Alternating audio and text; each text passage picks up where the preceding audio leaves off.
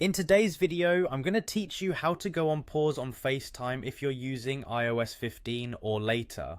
This feature can be really handy, especially during those moments when you need a quick breather without completely ending your call. Let's dive right in. Firstly, when you're on a FaceTime call, everything you do begins with a simple tap on your screen. This action brings up the call controls, which is your main dashboard for interacting with different features during your call. Now for our first technique, let's talk about muting yourself. On this control panel, you'll notice a microphone icon, which is specifically designed for those times when you need to mute your own audio. Activating this feature won't pause your video, meaning the other person can still see you, but it will ensure that your audio is no longer audible on the other end. This can be particularly useful if there's sudden background noise, or if you just need a moment of privacy while still being visually present. Now, if muting audio isn't quite what you need and instead you'd like to pause your video, there's a way to do that while keeping your conversation going. Find the camera icon, tapping on it will switch your call to audio only mode.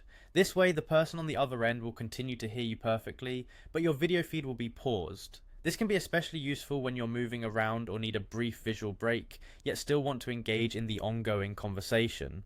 For those moments when you wish to continue listening but need to give attention to something else on your device, iOS provides the flexibility to switch to another app without terminating the call. You can simply press the home button or swipe up, depending on your device model, to enter multitask mode.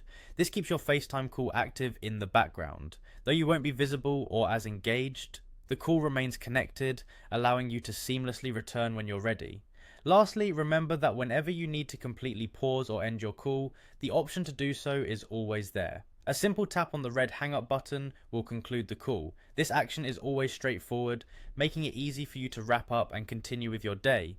With these steps, you have a comprehensive toolkit for managing your FaceTime calls smoothly by pausing audio, video, or attention as needed.